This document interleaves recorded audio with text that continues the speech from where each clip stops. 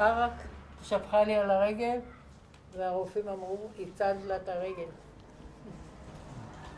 כן, הייתה... באיזה שעה עשינו את הפנגו? 11:20 בערך, נכון? 11:20, כן. אז 3 שעות כל פעם, נכון? 12:20, 11:20, 2:20.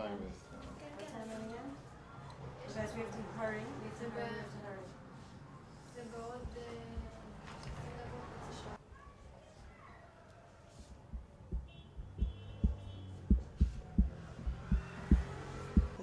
כן, וגם אנחנו לא כל כך מתמקדים במלחמה. זאת אומרת, מעט מאוד. אבל גם לפני המלחמה יש. אתה פשוט, אנחנו עצרנו ואתה... כן. בסוף הסיפור של משה ואמרת שיש... אמרתי כן, אני הייתי בכיתה ו' ואני שומע בחצר, משה, משה, פצוע, משה פשטוע, איזה משה, אח שלך, אח שלך, אח שלך. אני לאן רץ? רץ לחדר האחיות. אני רץ לחדר האחיות, משה לא נמצא. אני מסתכל, אני שואל, אומרים, לקחו אותו. אני מוריד את המבט למטה ואני רואה טיפות דם. ואני הולך בעקבות טיפות הדם ומגיע למשגב לדך. מגיע למשגב לדך, דופק בדלת, לשמוע מה נשמע עם האח שלי.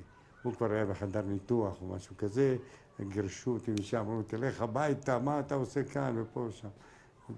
הלכתי לבשר, או אני כבר ידעו, אני לא יודע, על פציעתו של משה. זה אחר כך סיפור שהוא ברח וחזר חזרה. אמרת שאם היית רגוע היא ידעה כבר שאתה בבית חולים? אני לא יודע. אני באתי, אני מתאר לי שכן, כי זה ודאי, כי זה לא היה באותו יום. אני עזבתי את בית החולים למחרת. אנחנו עכשיו דיברנו על מה שקרה בזמן האמת, בואו נעשה את הוויז'ואלס עכשיו. בסדר, וניקח אינטרקטים רגע של הפשובה. תישאר פה. תסתכלו עליו שהוא מספר את הסיפור. רק של ויז'ואלס. על מי? את הסיפור שלו, לא, על משה. סיפור של משה, רק הוא מספר ש... אתם מקשיבים. תספר לנו עוד קצת, שישבת, או שתתי, רק ישבתי. אנחנו מנדנדים. זה לא יהיה מלאכותי.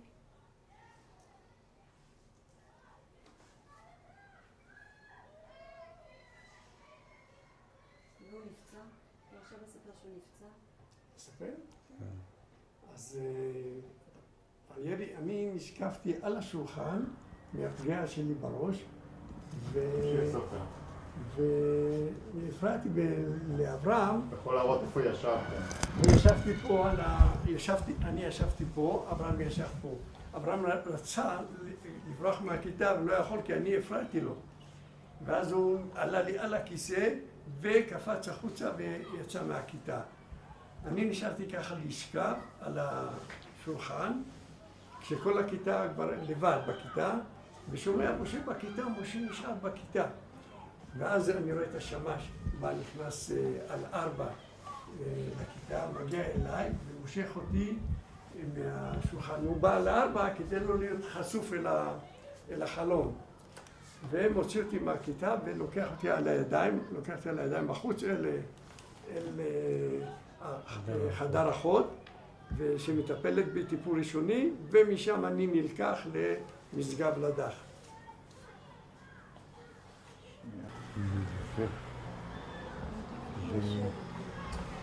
תמשיך לספר. על זה שפגע בך כדור, אני יושב, כשלפתע ראשי מתח חזק אל השולחן, אני נדבק אל השולחן, ונשאר במצב כזה לא מסוגל לזוז בכלל. ואז המורה שנמצא מולנו צועק לילדים לכולם לצאת מהכיתה, נופל ביד ימין לכולם אל כיוון הדלת לצאת. אני מפריע לאברהם שיושב לידי פה ליד החלון לצאת, והוא חייב לקפוץ, לטפס על הכיסא מאחוריי כדי לצאת מהכיתה. אני נשאר כך שוכב על השולחן לבד בכיתה ואני שומע... בבקשה? נשכב בצורה כזו על השולחן, נמצא במצב כזה, וכשאני רואה את כל הילדים יוצאים מהכיתה החוצה, האחרון יוצא המורה, ואני נשאר במצב כזה ושומע את הקריאות שמשה נשאר לבד בכיתה. ואז השמש נכנס על הארבע כדי לא להיות חשוף אל החלון, מגיע אליי, מושך אותי, מוציא אותי החוצה, ואז הוא לוקח אותי על הידיים אל חדר האחות. האחות מטפלת בי, מפנים אותי למשגב לדח. אוקיי. רק שואלת לך, אני רוצה שנייה, רק איפה שהייתם למטה, רק הידיים שלו, הוא אומר, פה ישבתי ופה שכבתי, שאנחנו רואים את החוץ. אתה מבין מה אני מתכוונת? כן, בסילואט. כן. כן. שנייה, אני אגיד לך. עוד קצת, כן. לא צריך את הראש, רק את הידיים. תרים את הראש. רק הידיים. תתרומם יותר. משה, תעשה כמוני. תתרומם. ופה ישבתי, פה שכבתי. פה נשכבתי על השולחן, בלי יכולת לזוז, רק להתבונן במה שקורה מסביבי. תוריד את הידיים.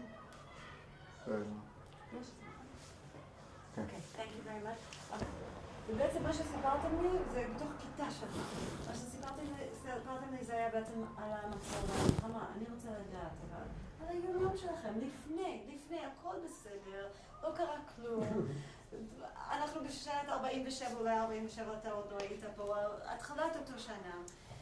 ואיך היה פה? תספר לי קצת על החוויה של הבית ספר. ככה.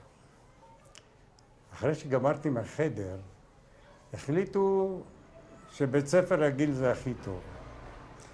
ואז באתי לכיתה א' והתחלתי ללמוד.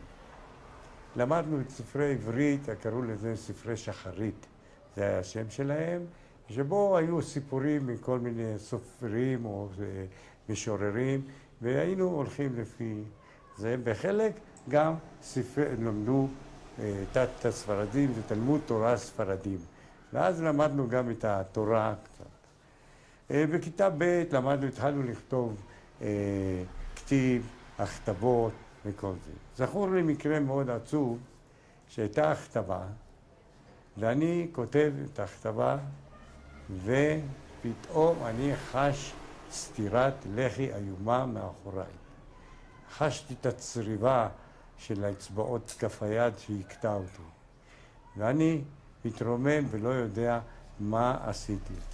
ואז המורה מביט אליי ואומר לי, היי, לא כותבים בעמידה, היי, כותבים קצת בשכיבה.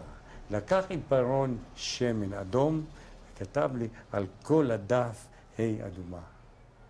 כדי שידע, מאז ההי שקובה אצלי. ואז שקובה, שוכבת. כן. גם אתה. זהו. והיה לי מקרה מאוד נוסף, בכיתה זה שאני ביקשתי מהמורה ללכת לשירותים.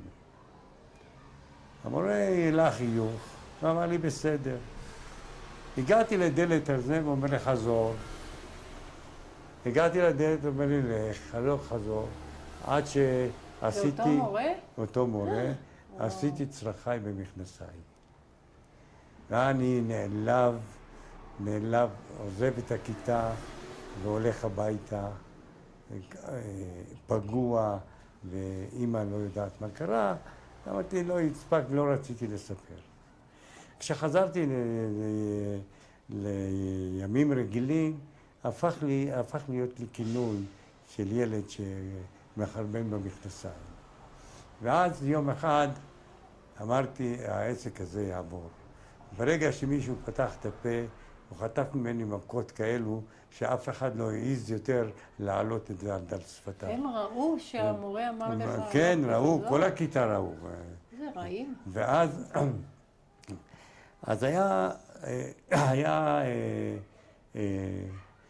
ובגלל זה, בגלל כל הנושא הזה, אני נשארתי בכיתה ב' שנה נוספת. כי אמרו לי, אתה לא מתאים לעלות לכיתה ג'. בגלל מה? בגלל כל האירוע הזה גרם לאיזושהי תדמית שכבר נחתמה בי. ואז בישיבת מורים... שאולי המורה החליט, אולי לא בית ספר. כן, בישיבת מורים קבעו כנראה זה. אז נשארתי כיתה נוספת. בכיתה ו' קרה לי עוד מקרה. אני דיברתי עם... לא דיברתי. שאל אותי אחד התלמידים משהו ועניתי לו תשובה. המורה לא שמע את השאלה, הוא שמע את התשובה שלי. כפות ידיי היו על השולחן. ואז הוא לקח את הסרגל והכניס לי מכה על כף היד. אני מסתכל על המורה ואני אומר לו, לא כואב לי. אז הוא מכה לי עוד מכה. אז אני אומר לו, לא כואב לי. הוא מכה עוד מכה. ואני אומר, לא כואב לי. ואז אני רואה שהמורה מתחיל להסמיק, מתחיל להאדים, וכאילו שהוא לא יודע איך לצאת מזה. ואני כאילו התביישתי במקומו. ואז אמרתי לו, אתה יודע, זה כואב. מה, רצית להוציא אותו מהמצב, כי לא יכולתי לראות את המורה במצב הזה. מה? ואז, כן, בין היתר לחגים. חגים, היה לנו ט"ו בשבט, אז היינו יוצאים עם תרמיל ועם מקל, לנטוע וכל השירים וכל הזה. עכשיו, בין היתר, גם יצאנו לטיולים. לאן היינו יוצאים? לבריכת ממילה, משם הלכנו לקבר רחל. בקבר רחל בדרך הייתה לנו טיול, אז נכנסנו למטע שזיפים. ואז המורה אומר, כל אחד כותב שזיף, לברך את ברכה הראשונה של פרי שהחיינו וקיימנו והגיענו לזמן הזה. וכך עשינו, לא לקחנו פרי בכיסנו, כך המשכנו, עלינו ועשינו טיול. היו לכם משחקים שם בבית הספר? לא, משחקים היו בשפע. זה משחקי קוסמים קראנו לזה, שזה מין תופסת, וזה משחקי אלמבוליק, מקל ומטקה ועם ענף, גזע קטן של מקל שהיינו מחדדים, היינו מקפיצים, מין הקפות כאלה זה היה. היה לנו משחקים לקראת המלחמה, שיחקנו שוטרים וגנבים. אנחנו היינו רודפים אחרי, נרדפים ורודפים, ובין הסמטאות של העיר העתיקה, וזה ממש הכשיר אותנו לכל מיני דברים מתוך התמודה. החקורה של האשכנזים והחקורה של הספרדים היה מקום בילוי אבל מה הייתם עושים בהפסקות? עכשיו, בהפסקות בעיקר משחקי תופסת, משחקים... אני זוכר... אבל בין היתר היו מגיעים לחקור כל מיני מופעים. המופע של ערבים, קוף רוקד, אקרובט, אבל בבית הספר היה בסך הכל חופש די, הפסקות די מצומצמות. מה שההוואי היה יותר אחרי הלימודים, כי בשעת הלימודים בהפסקות היה מעט מאוד משחקים, ויכול להיות שגם היה משהו פורפרות, מה שנקרא. פורפרות, מה זה? סביבון עץ שמסתובבים עם חוט, ואז זורקים את זה, ואז מסתובב, ולפעמים היו צריכים לפגוע, אחר שיש לו גם את הפורפרת, היה צריך לפגוע בפורפרה שמסתובבת, שמונחת על הרצפה. אז זה כל מיני משחקים זה היה מסיבי מאוד. כן. אז אמרת שאתה זוכר משהו. היה משהו בנושא בחקורות, שגם אם היינו רוצים לאכול משהו, היינו אוכלים את הכפתורים האלה של החלמית. חלמית זה? חלמית, החובזה. חובזה, כן. החובזה בזמן שהיא פורחת, אחרי הפריחה שלה, יש הפרי הכפתור שאותו היינו אוכלים, אבל במצור מהחובזה עשו לחם במצור. זה ידוע. אני רוצה שאלם, כי יש לכם עוד משהו לספר פה, פשוט אנחנו בתוך זה, אלם, שני דברים. פה אתם יכולים, אם אתם רוצים לתאר לי איך הייתה נראית כיתה, אתה סיפרת לי את הכיתה שלך. אם אתה רוצה לספר את לא כרגע. אם אתה רוצה לספר את הכיתה שלך, ואז פשוט תסתובבו ותדברו ביניכם. בסדר? פשוט כאילו תראו, תסתכלו איך היה, בלי לדבר איתי ובלי להראות לי, בשנייה, you're right. החוט כל הזמן יוצא. זה הכל הכי מצוין. הכל בסדר, שנייה. הכל בסדר. איך אני אכניס את זה? אוקיי, ובוא נמשיך. אני רוצה רגע, אני אקח לונג שוט של זה. אתה יכול שוב, גם משה, אתה גם יכול לספר שוב, סיפרת על השורות, שפה היה הלוח, פה זה, אני לא ראיתי את הכל קודם, התמקדתי בך, עכשיו אני רואה את הכל. אז אתה יכול שוב, אלי בואו לפה. אני אקח את זה בלונג שוט, צאו עוד קצת אחורה, עוד קצת אחורה. לא, שיספר איך השורות של ה... זו הכיתה, זו חזית הכיתה, כי המורה ניצב במקום הזה. אני רוצה לקח את הלוח זה לא סאונד? יש פה 3 טורים של ספסלים, בכל טור יש 3 או 4 ספסלים. זה די צפוף, וזה מצב הכיתה. זהו, זה המצב הכיתה שהיה. אם אתה יכול לתאר לנו כיתה בבקשה, דוד? למעשה הכיתות היו דומות. תתאר להם, כאילו לאחים. למעשה הכיתות היו דומות במבנה שלהם. הלוח והספסלים, אין שינויים במבנה, אלא המיקום של כל כיתה הלכו פחות או יותר לפי דירוג סדר האלף-בית של הכיתות. בסוף היה הכיתה, חדר מורים, ששם היה הישיבות, ובהמשך היה השירותים שהיינו קודם, וזה למעשה המבנה שהחצר הייתה סואנת בהפסקות, מכל הכיתות פתאום יוצאים לחצר כל הילדים, יש מעט הפעמון, שהשמש מוציא, עם הפעמון ויוצאים וכל הילדים כעדר אחד, בשמחה, יוצאים מהכיתות ומשתוללים בחוץ. תסתובבו קצת. היינו משחקים חמור ארוך, וזה... נכון. איזה שולחנות? לא היו שולחנות שמכניסים... אז מה היה כאן? למטה, לא. מין מדע. פה היה מרפסת כזאת, לא? כאן לא הייתה מרפסת כזאת שרצו מסביב? בדיוק כזאת, רק בלי הקיר. זהו, בלי הקיר. וכאן היה חדר המנהל היה בהתחלה, היו מדרגות שיורדות כאילו החצר עכשיו מסביב, כן. כאן חדר המורים היה בסוף, ליד חדר מורים היה מדרגות שיורדות לחצר של השמש כאן, בגודל שלהם. לא היה. לא היו קירות פה בכלל. זה גבס בכלל. גם פה לא היו קירות, כל המרפסת הזאת הייתה פתוחה. ראינו את החצר של השמש מהמרפסת שלנו. הכל היה פתוח, אני זוכרת שלא היה קיר פה. זה היה פתוח. בכיתה ו' אני זוכר שהיו רצים, חברי ההגנה שרצו לכיוון, שהייתה עימות עם הבריטי, ישבנו בכיתה ו' שהייתה שמה, וראינו את ההמולה שהייתה מסביב על ידי שמיעה של קולות הירי. יש פה חדר. פה יש חדר. נו כן, בנו פה. אתה רוצה לראות? כן. מה? לפני המלחמה. כן. כאן הייתה חדר האחות. אני זוכר שנתנו את הזריקות של הטיפוס.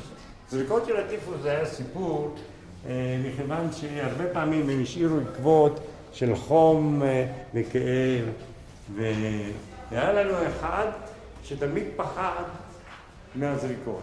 אז אני אמרתי לו, תשמע, אני אמיץ בו, תן לי, אני אהיה ראשון ואתה תהיה אחריי. גם אני הייתי תמיד הראשונה שבה נתנה דוגמה לקבל זריקה. ותמיד הילד הזה היה מתעלף בזריקה.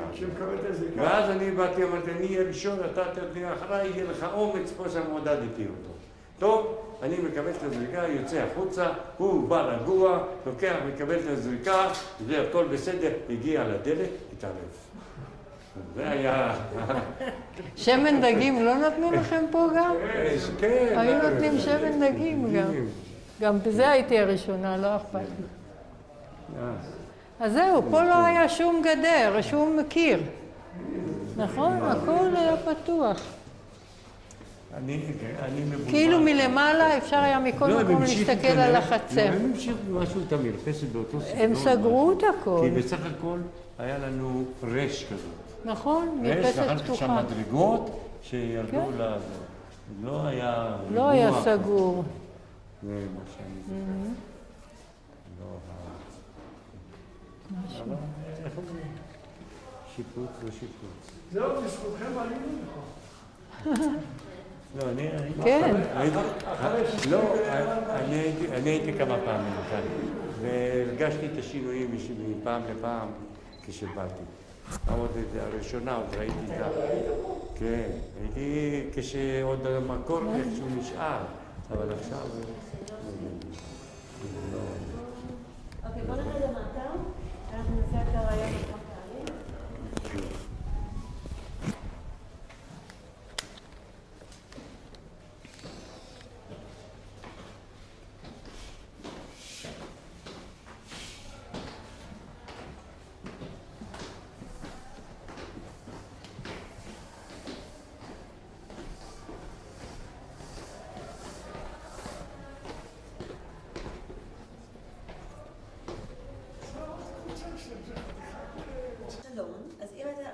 פשוט עכשיו אנחנו ברעיון הפרונטלית. אם אתם יכולים בבקשה להגיד לי את השמות שלכם ומאיפה אתם באים?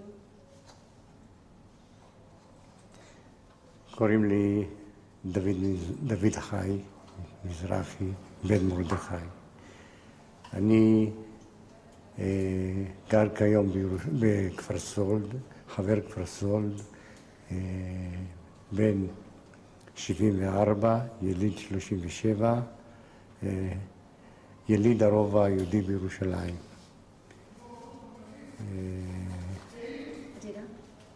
לי קוראים מדינה, אני אחותו של דוד,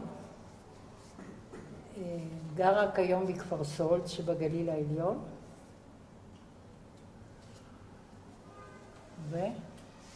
מאיפה? מה? מאיפה את? מילידת ירושלים. מילידת העיר העתיקה, ילידת הרובע. נולדתי אומנם בהר הצופים בדסה, אבל גרתי בעיר העתיקה. איך המשפחה שלכם הגיעה לעיר העתיקה?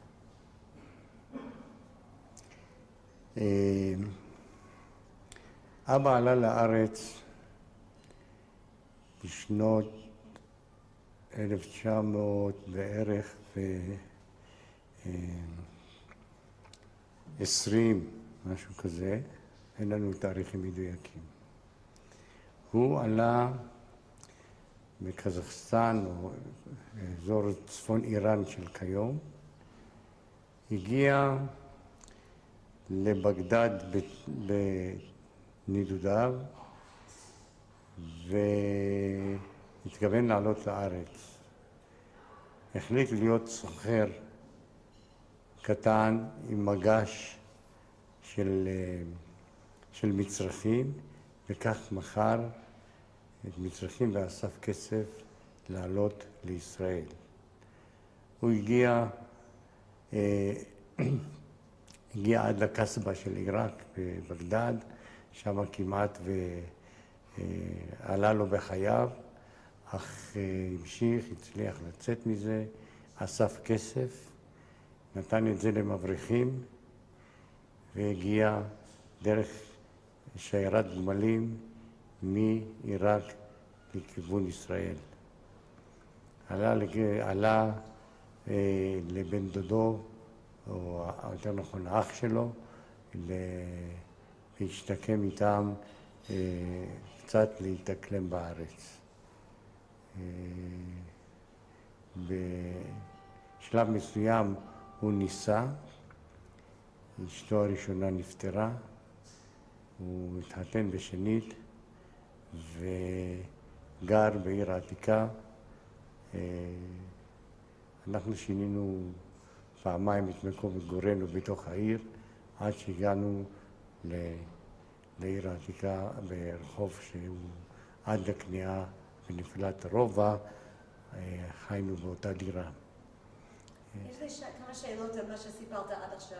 קודם כל, אתה אמרת שההגעה לשוק, אני חושבת המרכזי בבגדד, כמעט עלה בחיים של אבא. למה? מכיוון שיהודים לא נכנסו לקסבה שם. אם אתה יכול פשוט בבקשה לענות בתשובה מלאה, כאילו לענות את כל הסיפור בלי השאלה שלי. אבא, עוד שנייה אחת.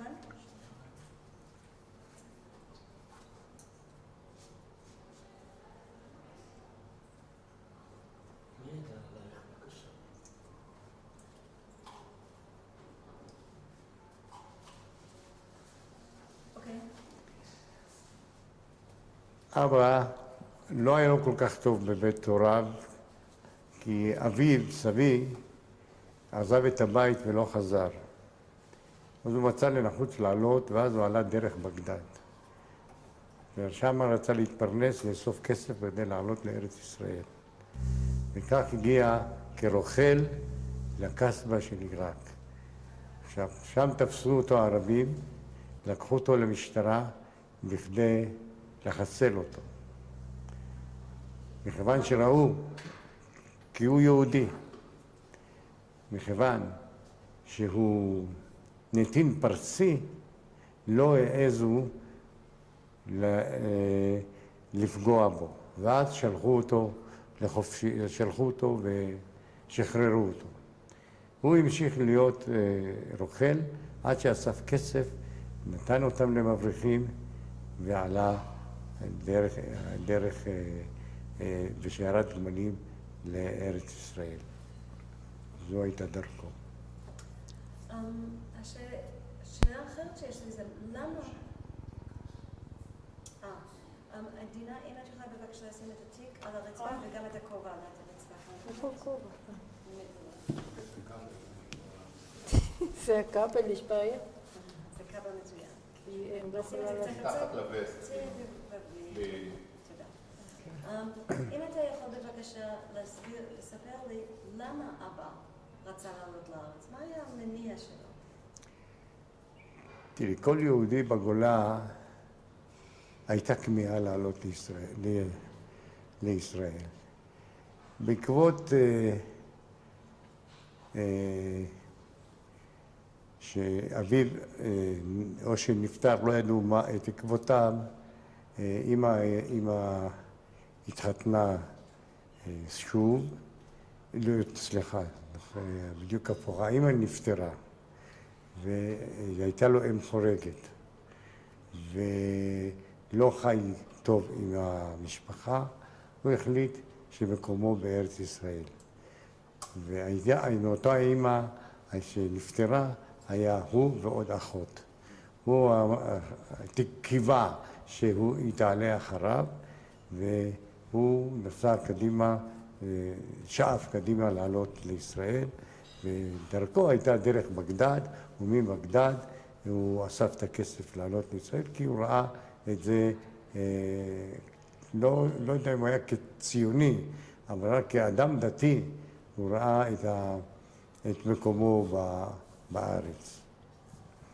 אדם מאמין, וארץ ישראל זה ארץ הקודש, והוא לאורך כל הדרך היה אדם מאוד מאוד מאמין. אז בכלל זה כמעט מובן מאליו שמתי שהוא יעלה לארץ. אנחנו הרגשנו את זה לאורך כל הדרך, כל האמונה המאוד חזקה שלו, לא פנאטית. הוא גם היה במידה מסוימת ציוני. לא פנאטי, אבל כאדם מאמין, אני מאמינה שהוא ראה את הייעוד שלו בסופו של דבר בארץ ישראל. מה זאת אומרת הוא היה איכשהו ציוני, או אני לא זוכרת את המילה שיש? אני אגיד לך איכשהו שהוא היה ציוני, זה למדנו יותר מאוחר. שהייתה לנו סיטואציה שקודם כל במשפחה היינו בתנועות נוער, והוא לא הפריע לנו. היה לנו שומר הצעיר, היה לנו נוער העובד, היה לנו ככה, היינו בתנועות נוער. הבנים שלו והבנות שהתגייסו לצבא, הוא לא עמד בדרכם. הוא לא אמר להם להשתמט מצבא. הבנים הלכו לחילות קרביים, הוא בהחלט תמך, הוא אמר שצריך להגן על המדינה. הוא גם אפילו במידה מסוימת היה איש מדע, בגלל שהוא ניסה להסביר לבעלי, תיאוריות מדעיות משתלבות עם התורה ועם התנ"ך. זאת אומרת, הוא במידה מסוימת, למרות שאנחנו לא כל כך באנו איתו הרבה ממגע, כי הוא עבד נורא קשה מכל היום, לא כל כך יצא לנו הרבה להכיר אותו, אבל מסיטואציות מסוימות, בכל זאת עלה האופי שלו והדעה שלו, ואנחנו בהחלט הבנו שיש לנו אבא שהוא גם דתי, מאמין, לא פנאטי, גם ציוני וגם איש עם בהחלט השכלה מאוד מאוד רחבה שמתחברת למדע באחד המקרים, העובדה היא שהילדים לא דתיים. זאת אומרת, הם חילוניים, אולי מסורתיים, אבל הוא היה דבק בדת, ובאחד הפעמים אמרו לו, החברים שלו, תראה, הבנות שלך הולכות במכנסיים, הן בתנועות נוער, הן מרכיבות בחורים על אופניים. והן מצביעות מפלגת העבודה, אז היה מפ"ם, אז התשובות שלו היו, תראו, אם אתם מצביעים על מפלגת מפ"ם, אני יודע שזו מפלגה שהיא סוציאליסטית, שואפת לשוויון, וזה חשוב בעיניי. אמנם הוא היה איש של מפלגה דתית, ובכל זאת דגל גם בנושא הדתי, אבל הוא לא הפריע. איך קראת למפלגה שלו? אני חושב אות ו' או ב', לא זוכר. לא מהמפלגות הקיצוניות. ואז הוא נתן לנו את הדרך, הוא לא שם מכשולים בדרכנו. בעובדה הלכנו לקיבוצים. קיבוץ של השומר צעיר, הנוער העובד. איך הוא הגיע לירושלים דווקא? ראשית כל הייתה לו משפחה בירושלים. היה חלק מהמשפחה. הוא בא גר אצלם בהתחלה. שם התחיל את חייו. הלך לחפש עבודה. בנה לו, אנחנו לא כל כך יודעים את ההיסטוריה הראשונית שלו. הוא לא כל כך סיפר. אנחנו תמיד שמענו מכל מיני אנשים אחרים, לא דווקא מהסיפורים שלו. הוא על עצמו הוא לא סיפר. אבל את כל הסיפורים מסביב הרכזנו והבנו את ההיסטוריה שלו. הוא ראה, מכיוון שירושלים הייתה, איך אומרים, העלית ירושלים בראש שמחתי. כן, זהו. זה ברור, פשוט. זה ברור שאבא ילך לירושלים. אין דבר כזה לא לירושלים. זה המקום של בית המקדש, זה המקום של הרוב היהודי, זה המקום זה כאילו היה מובן מאליו, לא הייתה שאלה, לא תל אביב ולא חיפה. ומה עם אמא? איך קצת אמא הגיעה לארץ ולירושלים? אמא ילידת עיראק, בגדד. המשפחה הייתה משפחה לא כלכלית, לא הייתה ענייה. היה להם הרבה בעיות בריאות. בשלב מסוים אמא הייתה חולה מאוד, ולא ידעו מה, אז התחילו לעלות לארץ. אז אמרו, קודם כל נעלה את חלק מהמשפחה. אבל היו פרעות גם בבגדד. חוץ מזה שכן, היו פרעות והיה פחד בבגדד שיכולו להתנכל להם. אז שלחו, בין הראשונים שלחו את אמא והאח שלה לעלות לארץ. היא חיו קצת גם כן בעיר העתיקה עד 42, 43, ואחר כך הם עברו בסביבות מחנה יהודה והשתכנו שם. אמא הכירה את אבא אחרי הפטירה של האישה הראשונה, ובגיל בערך 17 הם נישאו. יש הבדל של איזה 16 שנה בין אמא לאבא. איך הם הכירו עם אבא? אני חושב שזה היה שידוך. אנחנו לא יודעים בדיוק איך זה היה, אבל היה איזה שידוך בין שתי המשפחות, ויצרו את הקשר. זה גם היה שידוך, וגם היה, אני זוכרת איזשהו סיפור של אימא, שהיא באה לחנות, ואבא ישר שמח שזאת תהיה בת זוגו. אמא הייתה מאוד מאוד ביישנית, היא בקושי הרימה את העיניים. היא ראתה שהיא מיועדת לאיש יותר מבוגר, אבל אבא היה ידוע כאדם כל כך טוב בחברה, כן? שכאילו זה התגשם. בת כמה הייתה אמא שהתחתנו? שהתחתנו בסביבות 17, קצת לפני, כאילו. כשאתם אמרתם שאבא היה איש דתי, איך זה התבטא? זה התבטא שכל יום בבוקר היה קם לתפילת השחרית, ובערב היה הולך לתפילת ערבית, היה יושב ומתעמק בספר זוהר,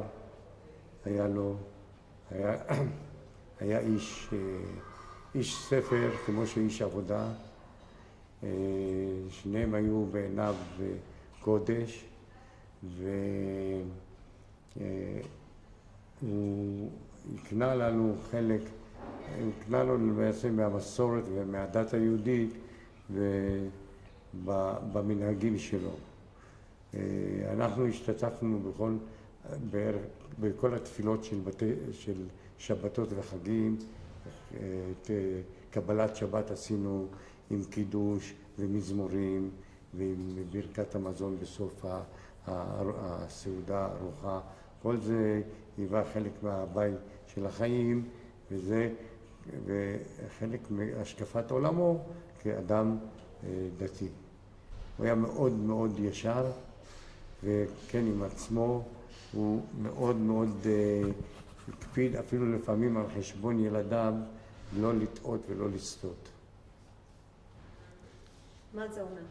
מה זה אומר? אם לפעמים היה צריך לדאוג לפרנסת המשפחה, וזה היה צריך משהו לעשות למישהו, אז הוא היה עושה את זה בכדי לעזור במצוקתם גם של אחרים. היו קוראים לו חכם פנחס. קראו לו פנחס לאבא שלי. היו קוראים לו חכם פנחס. אני יודעת שזה לפעמים רבי פנחס, אבל יותר חכם פנחס. אנשים באו להתייעץ איתו, אנשים מאוד כיבדו אותו. בהחלט בדברים שקשורים לדת. כן, אנחנו לא נעצור, אבל אני הולכת, פשוט תמשיכו לרוץ, אני רצה לסגור את הדלת.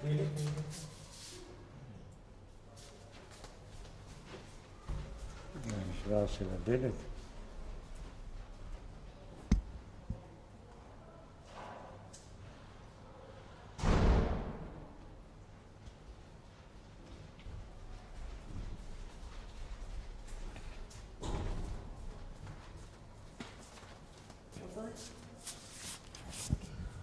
החגים היו כשרים לכל דבר.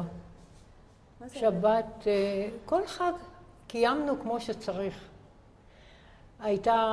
ליל השבת, הם חזרו מבית כנסת, לא היו כבר יותר עבודות בית, אמא ברכה על הנרות, ישבנו לשולחן שבת, היו הברכות של השבת, אחרי זה באנו ונשקנו את היד של אבא, שתינו יין, והיה לנו קטע, זה היה יותר מאוחר, בגלל שלא עשינו כל מלאכה, ואנחנו מאוד השתדלנו כילדים לכבד את הרצון של אבא ושל אמא גם, לשמור את השבת, את החג, ואז היה לנו מקרה שהחשמל, היינו מכוונים שעון לשעה מסוימת וקושרים אליו חוט, ואת החוט היינו קושרים לכפתור הראשי של החשמל, ובשעה הזאת השעון היה מצלצל, ואתם יודעים שהיו שעונים שהם היו מסתובבים, הם היו מסובבים את השעון, והחוט היה מתהדק, ואז הכפתור היה יורד, וככה החשמל נכבה, כי אסור לכבות חשמל ביום שבת. אבל לפעמים בלי שאבא היה יודע, מישהו עמד על המשמר שלא תהיה תקלה, ועמד קצת על הכפתור לעזור לו לרדת, כי לא רצו שכל השבת, כל החשמל ידלוק. אכלנו, ברכנו ברכת המזון, את הברכות של החגים, את הברכות על האוכל, אחרי ארוחה, ואחר כך גם שרנו שירים שלנו ושירים שלו במזמורי שבת. התערבבו עם שירים שלנו והתערבבו עוד עם שירים של... היינו מול בתי מחסה. הבית שלנו הרי היה בתי מחסה. בבתי מחסה גרו החסידים, ואז הם היו שרים שירי חסידים שלהם, ואנחנו גם שרנו שירי חסידים, וזה כאילו התערבב אחד בשני, וזה היה יוצא מן הכלל. יצאנו עם ריחוש גדול מהשכנות הזאת שלנו עם החסידים. ואבא מאוד הקשיב גם לשירים שלנו, של שבת, של שירים ככה יפים. הוא היה מאוד מוזיקלי, היה לו קול יוצא מן הכלל, קול של חזן ממש גבוה, הוא שר מאוד מאוד יפה. היה לכם חשמל בעיר עתיקה? לא, בסוף רק. בהתחלה היה לנו עששיות. לוקסים. ולוקס. אתם זוכרים את הלוקס הזה שיש לו כיס מבד? ויש בד שהוא... באמת, אורח החיים היה כזה שבערבים הרבה אפשר היה אפילו לעשות פעילות. אבא עבד קשה לאור הלוקס. כן, אבל אנחנו הרבה פעמים הלכנו די מוקדם לישון, בגלל שגם האורות כבר, החושך ירד והרבה אפשר היה. אבל היה לנו הרדיו כמעט היחידי ברובע היהודי. היה לנו רדיו, קרוב משפחה הביא לנו רדיו, וכל האנשים רצו לשמור חדשות, וזה היה...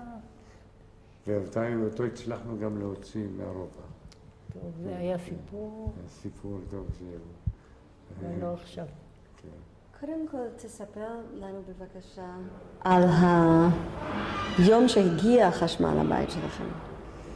שהגיע חשמל לבית שלכם. הגיע חשמלאי. חשמלאי ערבי. גם היו בעלי המקצוע. בא להתקין את החשמל. עכשיו. החוטים לא היו בתוך הקירות. החוטים היו גלויים. היה תוקע מסמר, היה לו איזה תופסן שעוטף את החוט, וכך הצטרע החוט עד לנקודה של מרכז התקרה, ושם היה איזה פנס כזה, נורה לא נברשת מפוארת, אלא רק הנורה עצמה, שנותנת אור בבית. ובאמת זה היה אחד הבתים הראשונים של השכונה, שבאמת היה בהם חשמל. זה בערך, ההתקנה זה בסך הכל, אני לא יודע איך היה הקשר מהבית החוצה, כי בסך הכל אם אין חשמל ברחובות, זה היה, אולי אז כבר היה, אני לא הבחנתי, אלא אני לא יודע מאיפה לקח את הצריכה הזו של הבית. אתם זוכרים את ההרגשה שלכם ביום הראשון הזה? אני זוכר. זו הייתה חגיגה, אורה ושמחה, מה שנקרא. זה באמת פתאום אור כזה, במקום, תמיד כשהעששית או הלוקס היה עובר, תמיד היינו רואים את הצל שלנו כשאנחנו עוברים על הקירות. עכשיו הצל נעלם, הכל בא מהתקרה. אני לא כל כך מאוחרת. את זה אני זוכר, תמיד הצל של הקירות, פתאום מי שעובר, אז את רואה את הדמות שלו נשקפת לצל. מה עם רדיו? אתם זוכרים היום הראשון שהרדיו הגיע אליכם בבית? אני לא יודעת את היום הראשון.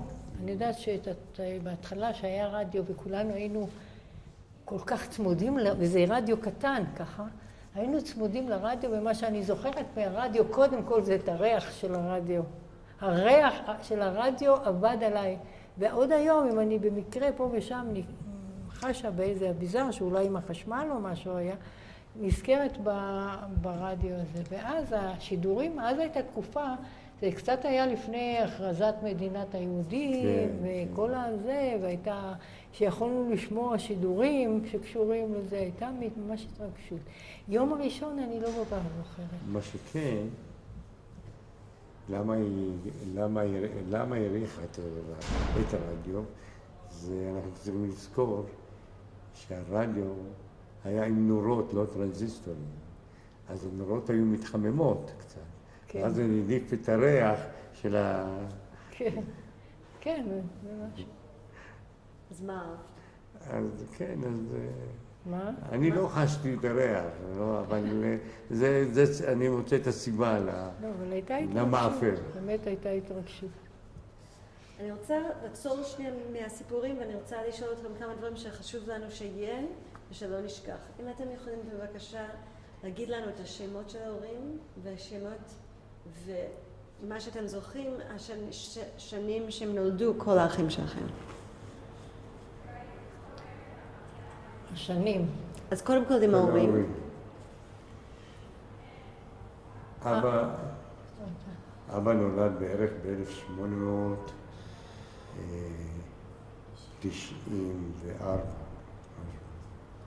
אין לנו מדויק.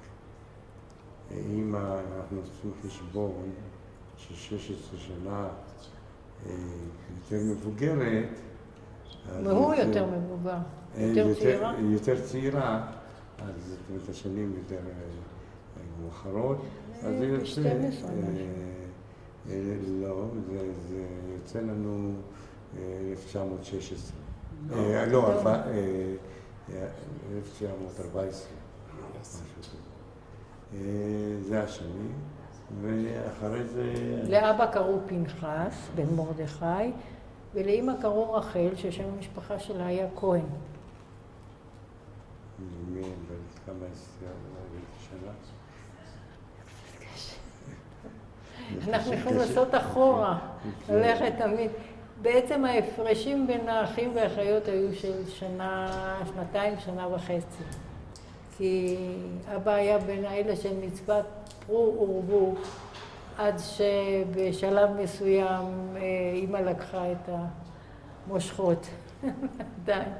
אז ממש לדייק אני לא כל כך יודעת, אבל ברווחים של 9 אחים, ברווחים של... משנה של הנישואים. שנתיים, שנה וחצי. בערך שנה של הנישואים, כל שנה. חוץ ממני, שאני הייתי במרווח, היה לי אח שנולד לפניי, שהוא נפטר, אז זה הרווח יותר גדול של... אנחנו פשוט בגלל שהייתה רעש, אני אודה לך אם תוכל להגיד עוד פעם, ואם פה הלחשושים, בבקשה לא לבחוש. עכשיו, אם יש לכם משהו להגיד שזה טעות או משהו כזה, אחר כך אנחנו נבין לכם ואפשר גם לשמוע מכם. אבל אם אתם יכולים בבקשה להגיד עוד פעם מה שאמרת על ההפרש בין אח ואח וכמה אחים הייתם. אנחנו בסך הכל... שנייה, בואו נחכה שנייה, לא לעצור שנייה, אני אראה אם אפשר לפתור את זה באיזי. Or I'll fix that later. אלונה? אלונה? לא, אז בואו נעצור שנייה בגלל הרעש.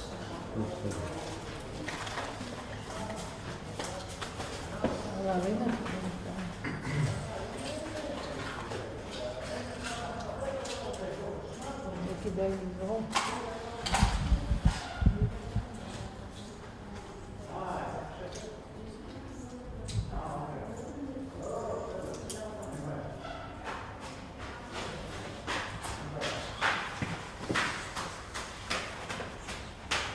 תודה ירון. לא חתכתי. לא חתכתם? אז אוקיי.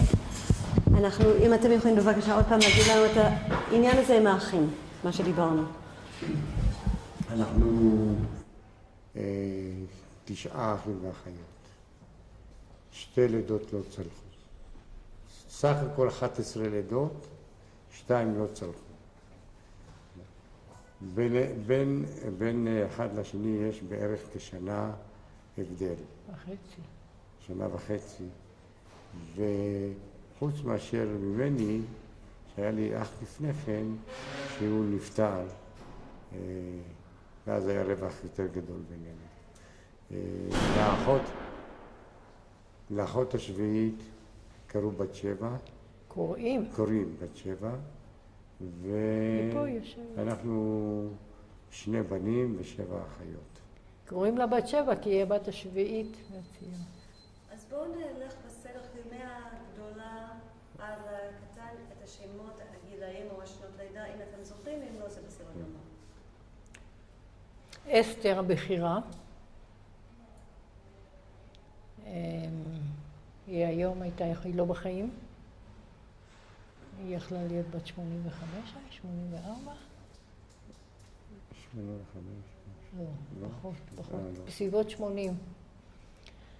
אחרי הסמדה, שהיא בת מתקרבת ל-80, אני חושבת. זה לא מדויק כל כך. אחריה לאה, אחריה שוש, דוד, 37. עדינה, 38. טובה שלא נמצאת כאן, משה ובת 7.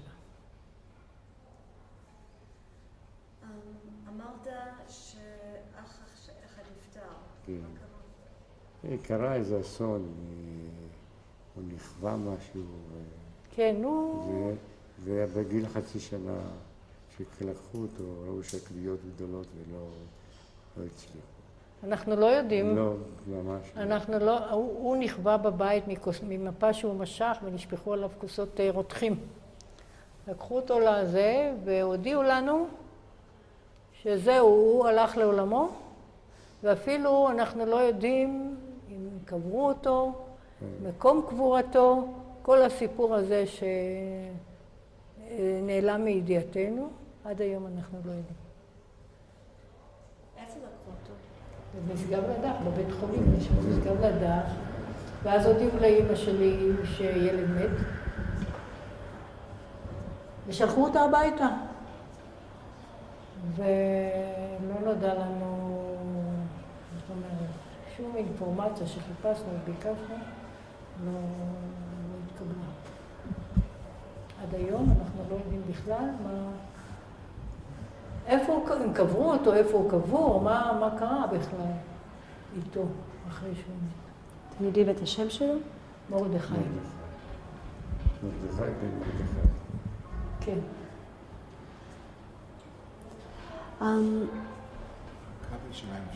עוד פעם? לא עכשיו, לא לעצור. כן, לא לעצור. תודה. אוקיי, אנחנו דיברנו על חגים. אתם יכולים אולי לתאר קצת על איך, כאילו, משהו שאתם זוכרים שהדליק אתכם? שהדליק אתכם, שריגש אתכם בחגים בבית? בעצם כל חג הדליק אותנו. בואי נתחיל מהפסח, שהוא חג ארוך וחג שבא לביטוי ביום יום, כי לא אוכלים חמץ, כן? זה מתחיל מהניקיונות ואמא תמיד ציידה את הבית, והתקרות בעיר העתיקה הם היו גבוהות, ואמא טיפסה ועשתה את כל הסיוד של הדירה כל לפני חג. באמת, היא הייתה אישה מאוד, עזרו לה האחיות שלי, אבל היא הייתה אישה מאוד חרוצה ועמלנית, ואישה קטנה. אבא שלי היה מאוד מאוד גבוה, 1.80 ומשהו, ואמא שלי הייתה 1.56 או משהו כזה. לראות את אבא ואמא זה היה ממש... וכל ההכנות לחג, כל הכלים המיוחדים שירדו לשל פסח, היו הכלים של פסח, מיוחדים שנשמרו משנה לשנה, שלא נגענו בהם, ואז נורא שמחנו לראות שוב פעם את הכוסות של התה עם הפס הזהוב, ואני שוב פעם עם מחוש הריחות שלי אמרתי לה, בכוס התה הזאת יש ריח מיוחד, יותר טוב מהכוסות תה הרגילים שהיו. כל ההכנות האלה וכל הבישולים אחר כך, אמא עשתה את החרוז. גם בפסח היינו יוצאים לקניות, היינו קונים את החליפה, אז מה הייתה החליפה? מכנסיים קצרים, חאקי, חולצת חאקי, אלו היו הדברים. ונעליים, ונעליים סנדלים גבוהות, לפסח. ככה שהן בריאות גם. היינו הולכים לרובע הארמני, שם היה סנדלר, שהיה לוקח את כף הרגל שלנו, מטביע אותה על רצועת אור, והיה מסמן את הקו שהיה עושה נעל פרטנית ממש לכל אחד ואחד. זה היה זה. עכשיו, הוא אבא הייתה לו חליפה. הייתה לו חליפה של חג, חליפה ירוקה. מעיל ארוך, מכנסיים, הכל היה ירוק, ותמיד היה מבקש מאיתנו להחליק ולמשוך את הכנפי המעיל, בכדי שיראה מגוהץ. מאחורה, הבטנה הייתה קצת מתכווצת בזמן הזה. אז היינו ממש, כמעט הייתה תחרות מי הולך לעשות את זה. זה היה ממש נורא שמחה לעשות את זה לאבא. היה צריך למשוך את זה ככה כדי שומר על הופעה, הייתה הופעה כזאת. ותמיד כשהיה הולך לבית הכנסת של חיים, אז דיברתי שם על ברוש שעומד, אז אני נדמה, אוי, יש שני ברושים כאן הולכים. הייתה לו הליכה זקופה, מאוד גאה, ומגבעת ככה, מאוד... זהו, היה מאוד חגיגי, אבא חגיגי, ותבשילים, ועריכות שעולים מהמטבח של כל הבישולים, ואבא היה מביא צימוקים, קנו צימוקים, ואמא עשתה את היין, ועשתה את החרוש. הכל היא עשתה, זאת אומרת, לא היה דבר שקנו. זאת אומרת, חגים, כל חג התלווה לכל המראה והטעם והריח. יום כיפור וראש השנה היה הולך עם נעליים לבנות, נעלי ספורט. להיות ממש לא נעלי אור או משהו, נעלי ספורט, והיה הולך כך לבית הכנסת, שהוא נהוג היה. שאמרתם שאבא היה חגיגי, מה, איך הוא מתלבש? תתאר לנו, כמו שתיארת, איך אתם התלבשתם. ראשית כל, למקלע, לפעמים היה הולך למקווה. אני זוכר שפעם אחת הלכתי איתו למקווה, לטבול לקראת החג. איזה חג? אני לא זוכר איזה חג. היה איזה חג שלקח אותי איתו, הלכנו למקווה, חזרתי איתו, ואם לא הלך למקווה, הוא היה מבקש ממני לקחת דלי של מים, ככה מים שהם קצת חמים, ככה וזה, ולטבול לו ולשפוך את זה על ראשו, כאילו לטהר את עצמו. הוא היה יושב בתוך גיגית כזאת, מין גיגית מנחושת כזאת? כן. שהיה שם, זאת הייתה אמבטיה. והיה יושב שם, וככה היו מתרחצים, לנו לא הייתה בעיר העתיקה אמבטיה. רק בקטמון היה אמבטיה, והמשיך את המסורת גם אז. איפה הוא היה הולך למקווה? אני לא יודע, אני הלכתי איתו פעם לניסנבק. בבית הכנסת ניסנבק היה בצד ימין של בית הכנסת, מקום של מקווה. ומה הוא היה לובש? אבא בחגים? בחגים את החליפה הזאת, בעיקר. היה לו... חולצה בהירה. חולצה בהירה, כן. כן, לבנה, והלבן היה לבן. נעליים גם כן לבנות כאלה בעיקר. ביום כיפור בכלל הוא לבש רק לבן. נכון? היה לו איזה משהו מעיל לבן גם. ביתר החגים היה לו איזה ג'קט שחור. כן, אבל בעיקר את החליפה הצבעונית, הירוקה. איזה חליפה? הייתה חליפה עם המכנסה, הייתה ירוקה, ירקרקה כזאת. לא היו לו הרבה בגדים. לא, הוא לא היה, כן. חולצות. הגרדרובה הייתה מצומצמת. ואמא?